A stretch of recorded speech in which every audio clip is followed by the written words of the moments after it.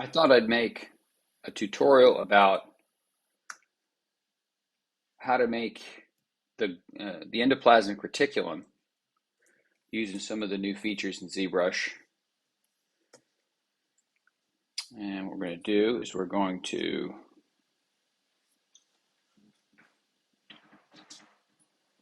use the live Boolean feature off and on to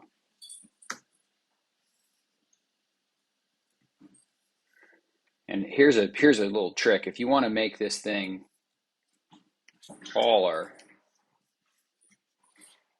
you want to move it out, you want to make it larger in the X and Z dimension, but not in the Y dimension. You hold down Option and you click and drag on the Y, and it will do that. And what that does is that will make it bigger without moving, without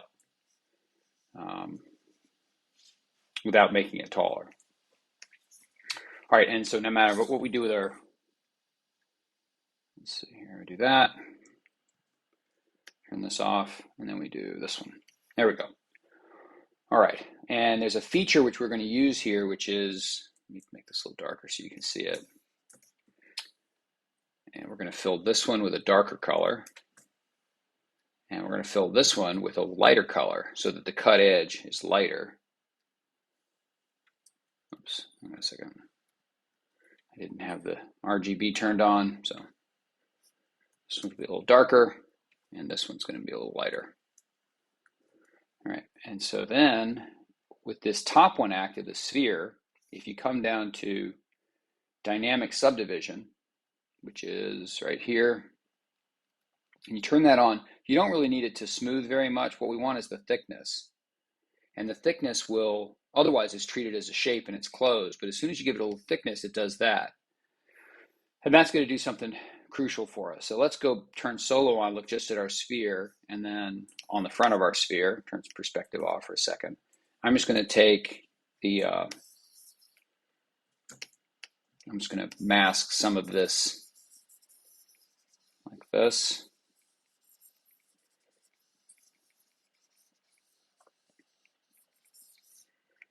And I am going to give that its own polygroup, and I'm going to extrude it. I just gave it its own polygroup by holding, masking it and hitting Control W. Now we're going to go to Extrude, and we're going to do Polygroup Island, and we're going to say No Sides Poly, and we're going to do that. And so that makes that, which when we smooth it,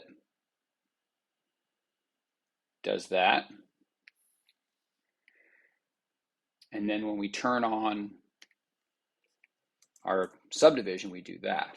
And so what we're going to do is we're going to use this to create the size of the membrane.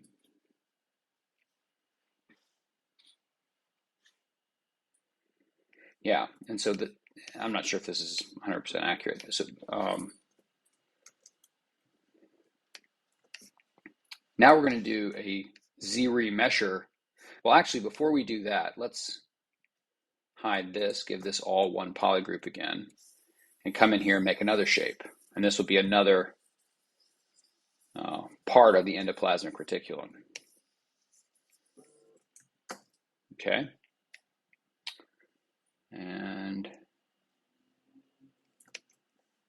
And what we're going to do is we're going to extrude this out. We'll turn off dynamic subdivision for a second. And we're going to extrude this out like this. Turn on double. I have a key command set to double under display properties so that I can see what's going on there. And that wasn't exactly what I wanted. So what I want is, let me turn double on before I do that. Turn dynamic subdivision off. And then, oops. Shift D will turn it off. And so what we're going to do is we're going to, let's see here.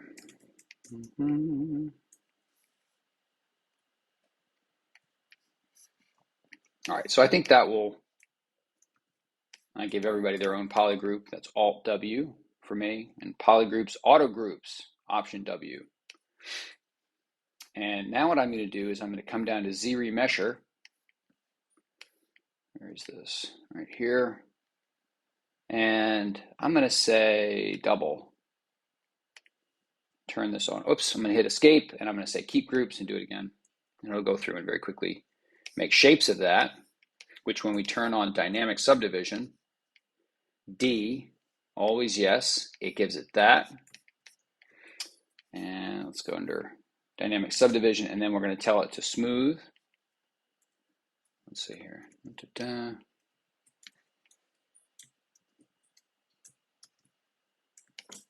Oh, and then we're going to do apply.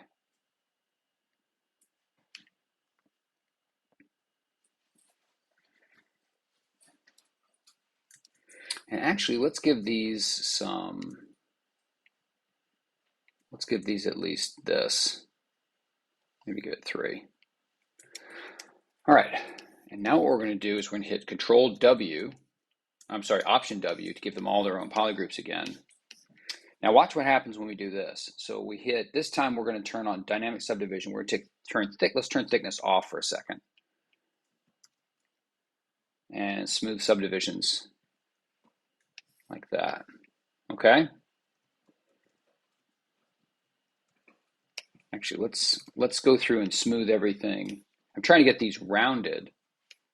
Deformation, let's see here. There we go, that does it. And so now it's rounded. And then what we're going to do is turn polyframe off and we'll turn solo back on. Now look at that. And so that's starting to look like the endoplasmic reticulum, especially if we start giving it a little thickness. And so we give it a little thickness, and voila, we have that.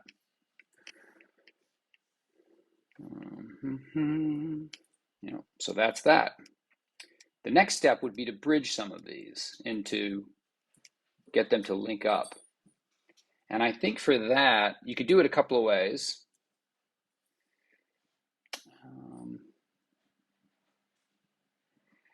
Let's try moving, because this is all live. We should be able to move this one down like this, move this one up like this, and go to Dynamesh and Dynamesh it. Okay, so that's too close to that. So let's see here.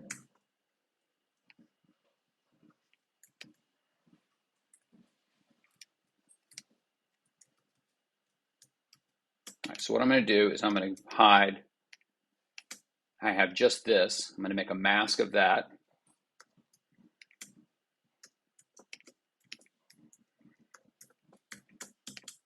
So I masked just those two things. I'm going to option click on the pin icon and I'm going to recenter my gizmo.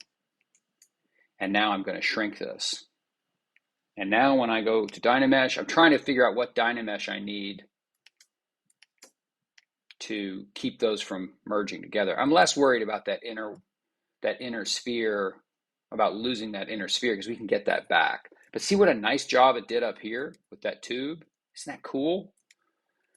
So we'll do the same thing again. Move this up, move this down. And I think last time I moved them through each other. I don't know if you need to do that or not. And then clear it and blammo! Pretty cool, huh? So that's the first step, and we can change the thickness here. Yeah, and I think I remember this, that the inner sphere always gets lost. You'd have to add a sphere back to this and merge it in there. But that is it, and that's how the endoplasmic reticulum, how I made the endoplasmic reticulum.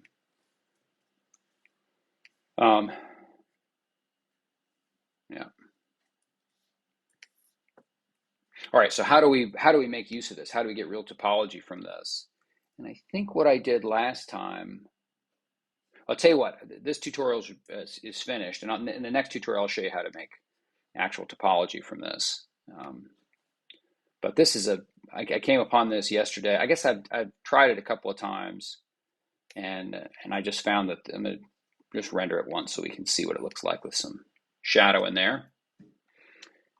It was it was a pretty quick way of creating this, getting these things to merge together and have chance and keep the universal thickness. Because here's the problem: if you made this as actual geometry and you didn't use the,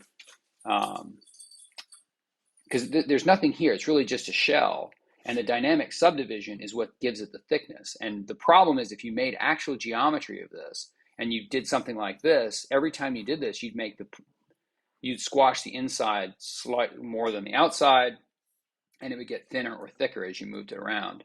And you don't really want that. Oh, one other thing is that BST for the standard brush, turn on Sculptris mode, and then you can add to this in real time. Not RGB, you want Z add. And you can do inflate.